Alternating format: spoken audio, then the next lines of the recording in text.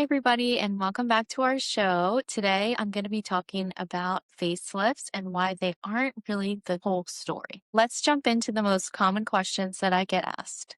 Number one, do facelifts actually improve skin quality? So, the real answer to that question is no, because skin quality doesn't change when you get a facelift. It's a surgery that reapproximates all the muscle, the skin, the fascia, all those things. It's a really big surgery as far as like repositioning the face itself, but it doesn't address skin tone, texture, pore size, brown spots, red spots, any of the other signs of aging. So, laxity or, changes in where the position of the brows or jowls can be, that's going to be addressed by surgery, but everything else is not going to be addressed by surgery. In that sense, many plastic surgeons elect to add a laser, usually a CO2 or an erbium, to their plastic surgery, just as you're having the downtime to address some of those other common concerns at the same time. Another question I get is, will my skin cancer risk or precancer risk decrease when I do plastic surgery or when I do a facelift?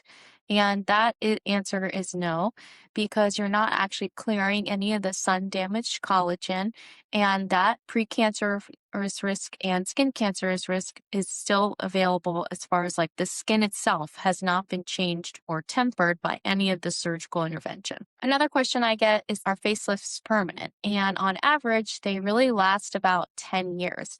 And on top of that, they really require maintenance to preserve some of the results that you've gotten, even in those 10 years.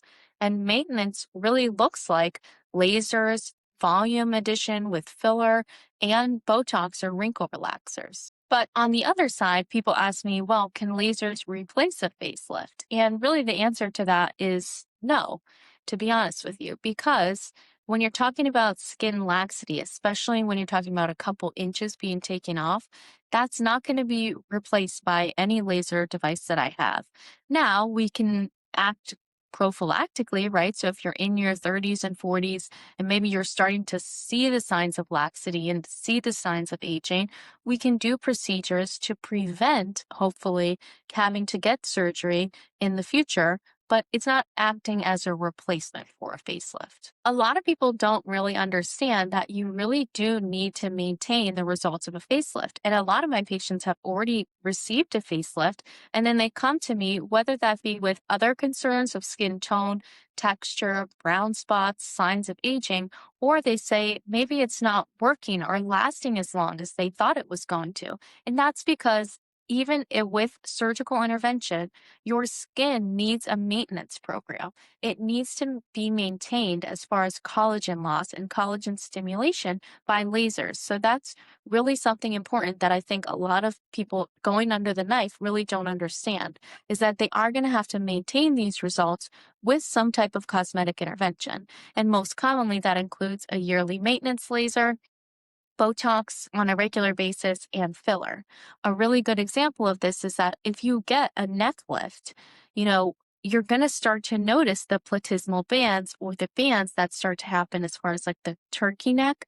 And those even start to creep up within the next year or so. So you really are going to have to be good about wrinkle relaxers in the neck. And that's something that a lot of my patients really don't understand. They have already received a neck lift, and then they say, well, now I can start to see some of these bands and I'm only a year out. Do I have to get another neck lift? And no, you don't have to get another neck lift, but it's just that surgery is not going to be a replacement for any of the maintenance. You do have to maintain these results. A lot of my patients say, well, why would I invest in lasers if I can just wait long enough and then invest in plastic surgery?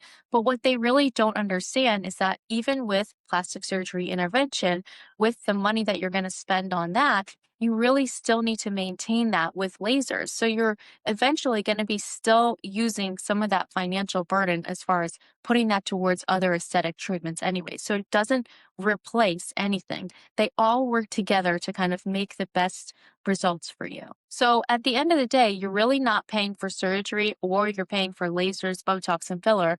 You end up paying for both. It's just depending on how you want to spread out that timeline and what your results are going to look like. So the big takeaway is that facelifts are really powerful, but they're not the complete picture of an aesthetic provider. You really do need to improve skin quality, decrease your skin cancer risk, and maintain those results over time because the aging process still happens after surgery.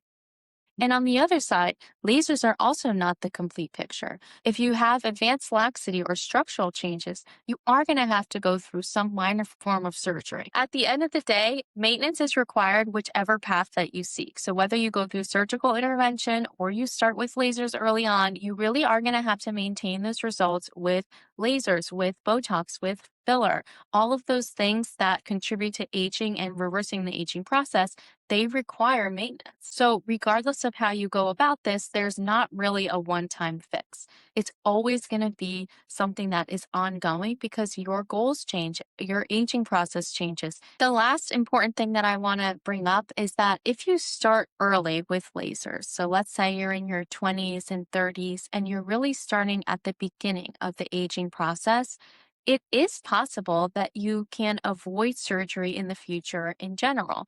Now, that doesn't mean that if you're 60, I can replace a surgical intervention. That is probably an unrealistic goal. But if you're in your 20s and 30s and you're just starting to see the aging process, if you keep up with lasers and the maintenance program, it probably is that you can delay or even not have to have surgical intervention later on.